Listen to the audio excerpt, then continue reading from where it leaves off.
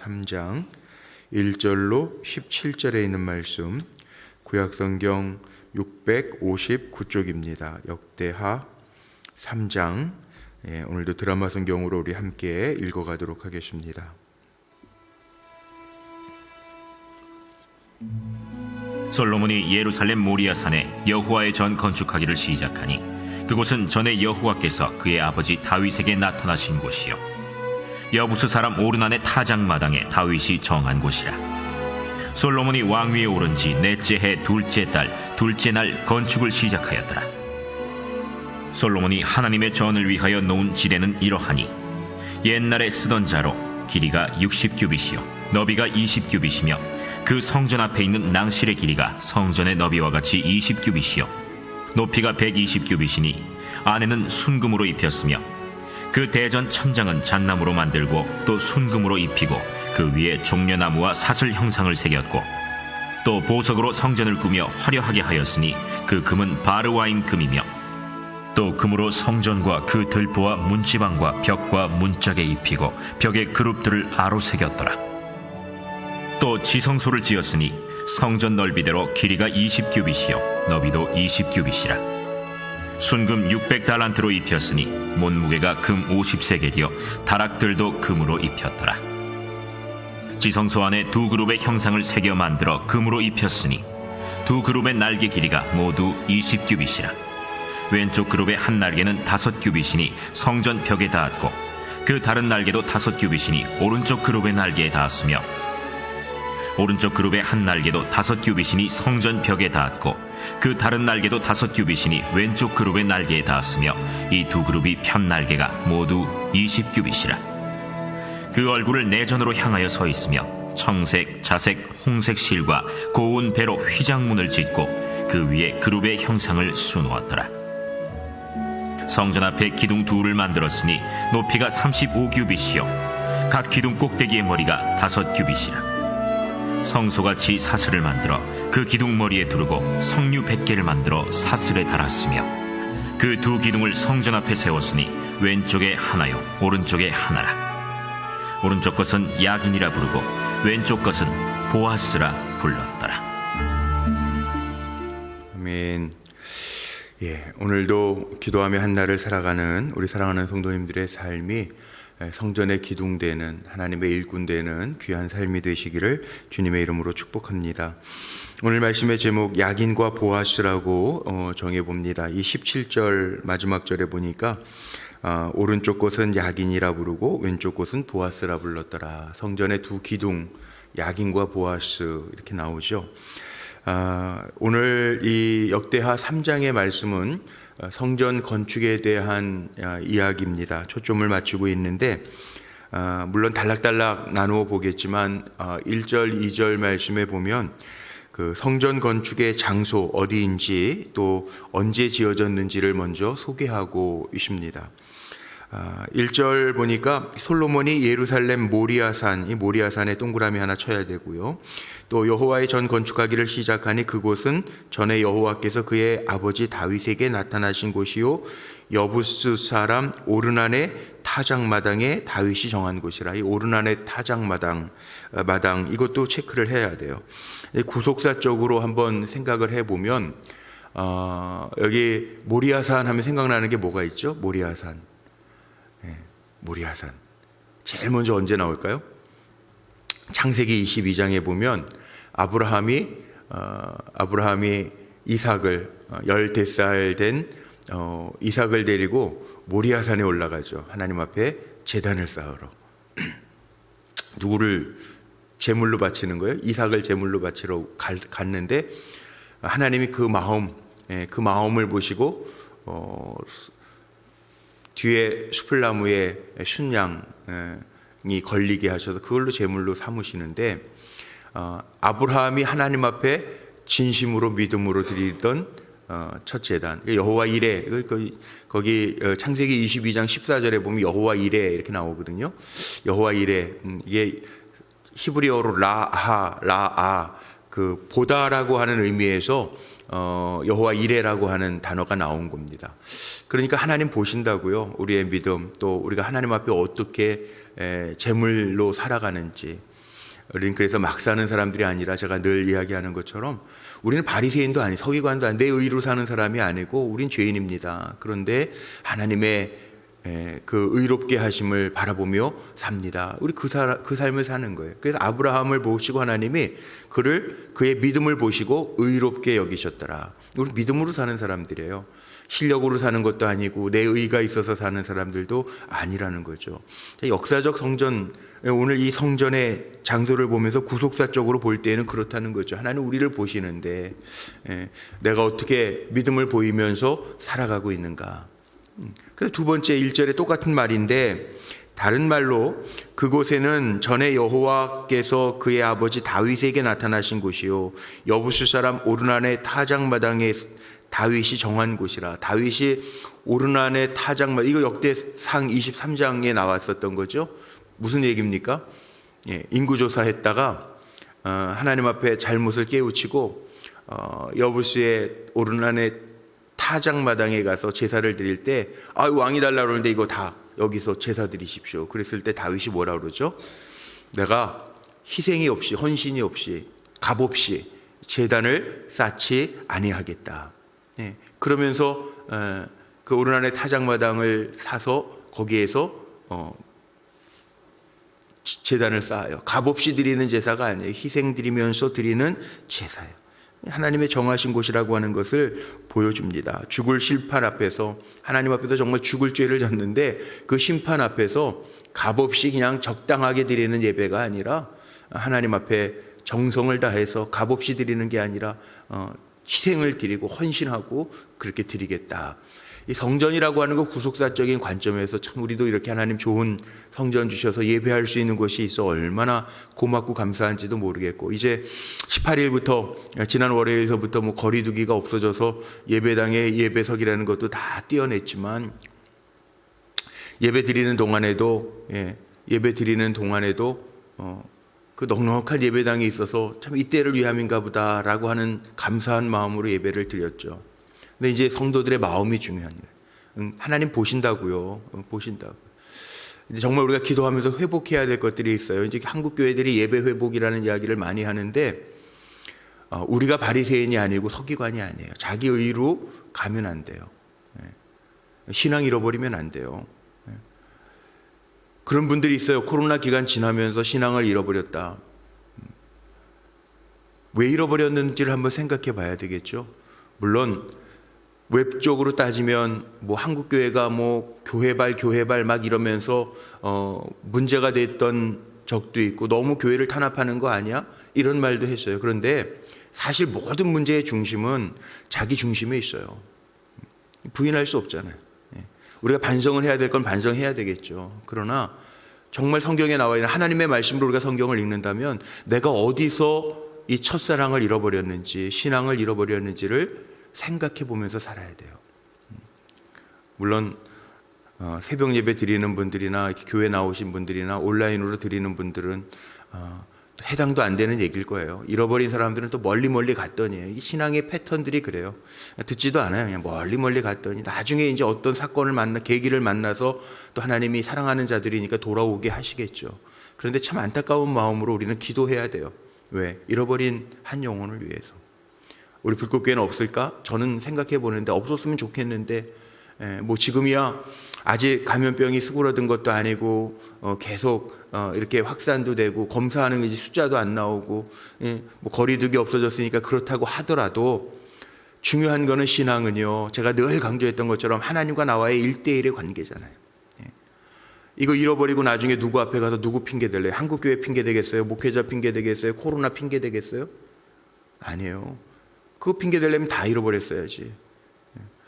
이런 어려운 가운데에서도 붙들고 가는 사람들도 있잖아요. 우리가 구속사적인 관점에서 성전이라고 하는 개념을 이렇게 살펴봐야 되는 거죠. 시간도 있습니다. 2절에 보니까 솔로몬이 왕위에 오른 지 넷째 해 둘째 달 둘째 날 건축을 시작하였더라. 그냥 태양력으로 따지면 역사적 기록으로 보면 BC 966년경 4월 2일 양력으로 따지면 태양력으로 따지면 그렇다는 거예요. 그때 시작하였더라 이렇게 하고 그 다음부터 3절로부터 17절까지는 성전의 각 부분의 규모, 사이즈라고 이야기하죠. 규모, 그리고 전반적인 형태에 대해서 쭉 소개를 합니다. 3절로부터 7절까지 보면 뭡니까? 이게 성소의 양식에 대해서 이야기하죠. 옛날에 쓰던 자로 길이가 60규빗, 이 규빗이 나오는데, 이 규빗이요, 다 아시겠지만 성인 어른의 가운데 손가락서부터 자가 흔하지 않던 시대니까 여기 이 가운데 손가락서부터 팔꿈치까지를 이렇게 한 규빗이라고 이렇게 봅니다. 대략 얼마 정도 되냐 하면 46.5cm 정도. 근데 이게 키가 큰 사람과 작은 사람도 거의 뭐 팔 길이가 차이가 다 있잖아요. 와이셔츠 맞힐 때 팔 길이가 다 다른 것처럼. 근데 대략 아무리 키가 적고 키가 큰 사람이라도 대략적으로 평균적으로 내면 한 45, 6cm 정도는 된다는 거예요. 이 한 규빗이. 이제 정확하게는 뭐 46.5cm 뭐 이렇게도 얘기하는데 대략 한 45cm에서 46cm 정도 잡으면 될 것 같아요. 그렇게 해서 60규빗이요, 너비가 20규빗이며, 계산해 보면 쭉쭉 나오겠죠. 그 성전 앞에 있는 낭실의 길이가 성전 너비와 같이 20규빗, 높이가 120규빗이니 안에는 순금으로 입혔다. 이 순금, 성전을 지으면서 순금에 대한 이야기가 많이 나옵니다. 그 6절에도 보면 또 보석으로 성전을 꾸며 화려하게 하였으니 그 금은 바르와임 금이며, 이 바르와임이라고 하는 곳은 지금 서남 아라비아 쪽에 그 예멘 지역 쪽에 파르와라고 하는 지역이 있는데 그 금이 많이 나는 생산되는 곳이라는 거예요. 파르와. 그러니까 금도 제가 어제도 얘기했지만 특산물이라는 게 있잖아요. 뭐 담양의 죽공예 뭐 이런 것처럼 특산물들이 있더라고요. 그러니까는 파르와에서 금을 가져다가 솔로몬 시대는 금은이 돌같이 여길 정도로 너무 많으니까 와, 그래도 이렇게 정성을 다해서 가장 좋은 것인 것 같은데 여기 의미가 또 하나 있어요.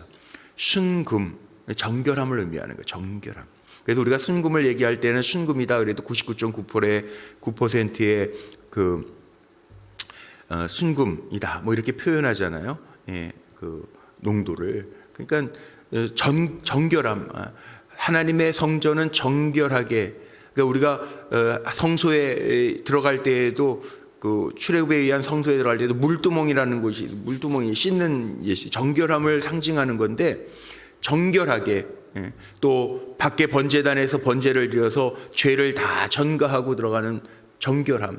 또 지성소에는 아무나 못해. 대제사장 1년에 한 번 속죄의 날에 들어가서 제사를 지낼 때도 대제사장도 정결하지 않으면 옷에다가 이 발 밑에다가 구슬하고 술을 달아가지고 다니면서 또르또르 소리가 나야 되는데 안 나면 끌어냈다는 거죠. 함부로 들어가요. 정결함이에요. 정결함. 그러니까 하나님 앞에는 정결하게 예배 드리는 거. 그래서 예배 순서, 초대교회 예배의 형태에 보면 사죄의 기도가 있어요. 우리 대성전 올라가서 예배 드리면서 예배 순서 가운데 사죄의 기도 넣어서 우리 공동으로 고백하면서 기도하잖아요. 죄를 고백한다라고 하는 게 하나님 앞에 굉장히 중요한 거거든요.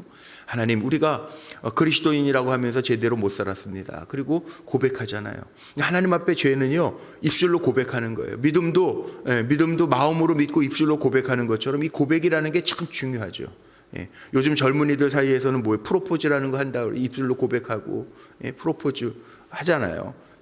하나님 앞에도 마찬가지예요. 우리 정결함으로 나아가야 된다. 성소를 화려하게 꾸몄지만 그 안에 금으로 다 둘러 입혔으며, 순금이 얼마나 600달란트, 엄청난 600달란트. 한 달란트가 35kg인데 600달란트. 와, 엄청난 비용이 들어가는 거죠.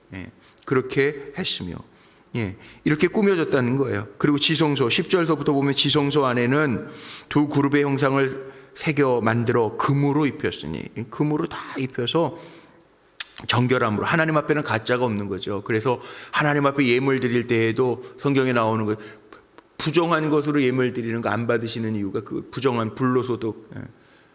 그러니까 고민하는 분들 있잖아요. 하나님 앞에는 거짓된 거 안 되고 속일 수가 없어요. 하나님은 거짓된 거 안 되고 정성을 다해서 드려야 되는데, 금도 여기에도 지성소, 하나님의 임재를 상징하는 지성소, 또 하나님의 임재 상징하는 두 그룹, 이거 하나님의 임재를 상징하는 거룩한 장소 아닙니까? 거기에 이렇게 정성을 다해서 꾸미고 청색, 자색, 홍색 실과 고운 배로 휘장문을 짓고 그 위에 그룹의 형상수를 놓았더라. 청색, 자색, 홍색. 여기에 의미하는 것들이 있죠. 우리 이 강단보도 스토울도 우리 교회력 절기에 따라서 보라색, 뭐 용서와 사랑, 흰색, 정결, 순결, 그다음에 녹색, 풍부 이런 의미들을 담고 있잖아요. 그다음에 뭐 성령 강림, 빨간색, 보혈 뭐 이런 의미들이 있는 것처럼 여기에 하나님의 사랑, 능력, 그다음에 용서 이 담은 하나님의 그 임재를 상징하고 하나님의 성품을 상징하는 것들을 달아서 메어 수를 놓았더니 다 정성이 들어가 있는, 아무 생각 없이 하는 게 아니라 하나님 앞에 나아갈 때는 이 정성, 신실함, 하나님의 능력을 보여주는 있다는 거죠. 그러니까 성전이라고 하는 게 뭡니까? 하나님 앞에 신실한 제사가 드려지는 곳, 이게 성전이에요. 뭐 역사적으로는, 구속사적으로는 1절에 다윗이 오르난의 타작마당에서 값없이 드린 게 아니라 희생해서 드렸던 것, 아브라함이 아무 생각 없이가 아니라 하나님의 말씀을 따라 순종함으로 이삭을 드리려고 했던 것, 그곳, 하나님 앞에 화목 제물이 드려졌던 곳, 성전, 하나님의 임재를 의미하는 곳, 성전. 이게 성전의 의미예요. 그러니까 성전이 귀한 거죠. 참 귀한 거죠. 부활절 전에 토요일 날 9시 반에 모인다고 그랬는데 9시 반에 딱 기도하고 청소를 시작했는데 9시 반에 딱 내려오니까 성도님들이 9시 반에 다 오셔서, 많이 오셔서 여성교회, 남성교회 구획을 나눠가지고 청소하지, 그 모습이 얼마나 아름답고 귀하든지 제가 기도해드리면서 그랬죠. 주님의 몸 닦는 마음으로 우리가 정성스럽게 부활절 준비하면서 맞이하게 하옵소서. 주님의 몸이에요, 성전. 그러니까 우리도 늘 주님 앞에 나올 때 정결한 마음으로, 거룩한 마음으로, 주님 사랑하는 마음으로, 하나님의 임재, 하나님 만나는 마음으로. 우리 대통령 만나러 가면은 청와대 몇 시간 전에 가가지고 뭐 검색하고 뭐 보안 질문서 내고 막 그러잖아요. 요즘은 안 그러나? 민주화가 더. 하여튼 보통 2시간 전에 가가지고 뭐 다 배석하는데 자리 어디에 앉는지 뭐 다 점검하고, 악수하는 거 손잡지 말라고 예행 연습하고, 그러고 만나잖아요. 하나님 만날 때는 뭐 요즘에 형식이라는 거 중요하지 않다고 뭐 젊은이들 막 그러지만 형식 중요하죠. 손님 오시면 그릇 아무거나 막 내놓지 않잖아요. 형식도 중요해요. 왜냐? 형식에 담기는 게 마음이니까. 그러니까 우리가 그런 부분에 있어서 하나님의 임재를 의미하고 하나님과의 화목 제사를 드리는 곳이 성전이고, 신실한 제사가 행해지는 곳이 성전이다. 이거 기억해야 될 것이고요. 또 하나는 여기 마지막에 오늘 제가 제목 삼은 거 보면, 물론 하나님은 성전 안에 가둘 수 없습니다. 이 성전 지어놓고 하나님 거기만 계시냐, 그건 아닌 거 아시죠? 그건 설명하지 않아도 여러분 다 아시는데, 여기 오늘 말씀 속에 보니까 두 기둥이 15절에서부터 17절에 나와요. 이 두 기둥이 나오는데 보아스, 야긴과 보아스라고 나오는데, 요즘 성경들은 아주 주소까지 다 번호 매겨가지고 뜻을 의미합니다. 저가 세우리라, 그에게 능력이 있다. 야긴, 저가 세우리라, 하나님 세우시는 거예요. 그에게 능력이 있다. 보아스, 그에게 능력이 있다. 우리 이번 주에 예배드리고 주일날 오후 4시에 우리 장로님들 퇴임도 하시고 은퇴도 하시고, 또 우리 23분의 권사님이 취임도 하세요. 교회에서 일꾼이 세워지는 것, 저가 세우리라, 그에게 능력이 있다. 일꾼을 세우실 때 하나님은 사람이 세우는 것 같지만 하나님이 세우시는 거고, 또 세우셨을 때 하나님이 감당할 수 있는 힘과 지혜와 능력도 주세요. 우리가 죄 짓고 하나님의 품을 떠나지 않는 한, 주님 바라보면서 감당하는 한, 하나님은 사랑의 하나님, 능력의 하나님이시기 때문에 그 마음을 보시고, 아시죠? 애들이요, 틀려도 잘못해도, 예를 들면 엄마 아빠 들어오셨나, 목마르실 것 같아서 물 떠오다가 물 다 엎질러도 그거 귀하죠. 엄마 아빠 생각해가지고 아이가 물그릇 손에 들고 막 질질질질 흘리고 갖다 줘도요, 사랑스럽죠. 하나님 그거 모르시겠냔 말이에요.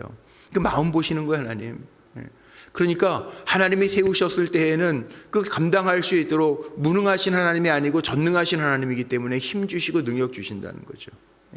그래서 오늘도 그렇게 축복하고 오늘 말씀 마치고 싶어요. 우리 사랑하는 성도님들 세상을 살아가면서 자기 의에 빠지지 말고 믿음으로 잘 세워져서 정말 하나님이 세우셨구나, 하나님 능력 주셨구나, 세상에 나아가 살면서도요, 세상에서도 기둥되는 분들 되기를 축복하고, 교회 안에서는 말할 것도 없고요, 교회 안에서는 하나님 우리에게 은혜 주셔서 감당하게 하시는데 하나님 세우셨어, 그거 기억하고 신앙 잃어버리지 말고, 핑계대지 말고, 다른 거 핑계대지 말고, 우리가 하나님 나 같은 죄인도 살리셨으니 주님 밤만 바라보고 가겠습니다. 그러고 가야죠.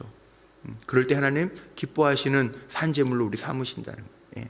우리 사랑하는 성도님들이 야긴과 보아스 같은 은혜의 종들이 되시기를 주의 이름으로 축복합니다. 기도하시겠습니다.